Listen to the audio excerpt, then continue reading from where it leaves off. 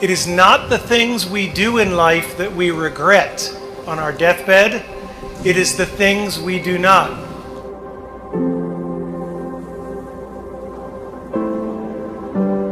Because I assure you, I've done a lot of really stupid things, and none of them bother me. All the mistakes and all the dopey things and all the times I was embarrassed, they don't matter.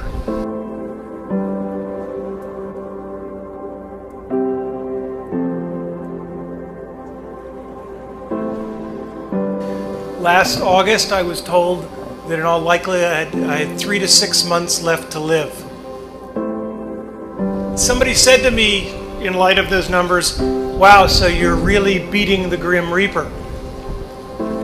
We don't beat the Reaper by living longer.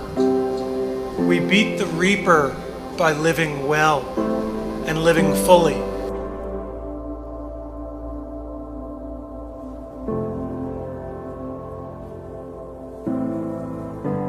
For the Reaper will come for all of us.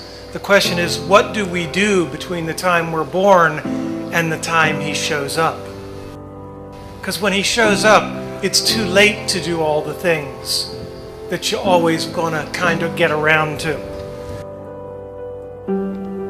When I was 17, I read a quote that went something like, "If you live each day as if it was your last, someday you'll most certainly be right." And since then, for the past 33 years, I've looked in the mirror every morning and asked myself, if today were the last day of my life, would I want to do what I am about to do today? Remembering that you are going to die is the best way I know to avoid the trap of thinking you have something to lose. You are already naked. There is no reason not to follow your heart. And you will need to find your passion. Many of you have already done it. Many of you will later. Many of you may take till your 30s or 40s. But don't give up on finding it, right? Because then all you're doing is waiting for the Reaper.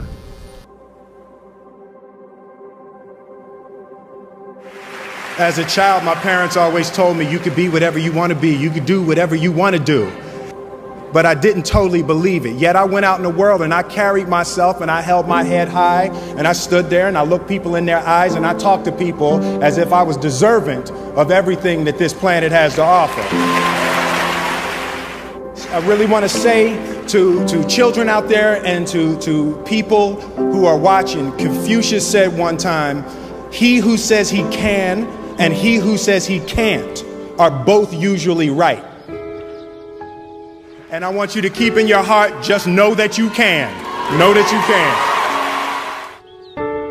And it is going to get hard and you're going to want to quit sometimes, but it'll be colored by who you are and more who you want to be. I definitely found that wanting to be an actor stems from wanting to be somebody. Find your passion and follow it. You will not find that passion in things. And you will not find that passion in money. Because the more things and the more money you have, the more you will just look around and use that as the metric, and there will always be someone with more.